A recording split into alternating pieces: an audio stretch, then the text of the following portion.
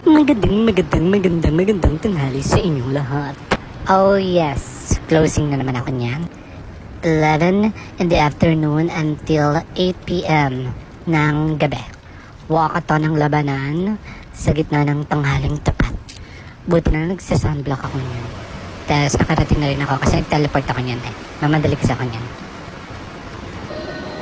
Tapos face shield, so face shield na hindi pa inalis yung plastic kaya ang labo-labo. Tapos punta sa Alphamart. Mas mura kasi paninda sa Alphamart kasi sa 7-Eleven. Tapos dumiretso ako dyan sa opisina nila mismo. Pakilamera ako eh. Hindi, kumuha ako ng yogurt, original flavor. Trivia lang. Pag feeling mong bloated ka, kumain ka ng yogurt. Ibig sabihin daw kasi ng bloated ka. Ibig sabihin, maraming ng bad bacteria sa loob ng tiyan mo. At para mabawasan yun, kumain ka ng yogurt. Kaya yung ginagawa ko kapag alam kong bloated ako. Tsaka puro hangin. Puro hangin yung tiyan ko. Nag-yogurt ako, nag-yogurt. Kahit.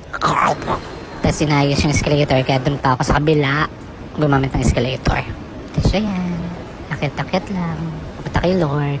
Tapos kanina, habang naka-duty ako, biglang may mga reporter na dumating. Hello, chance ko na sana.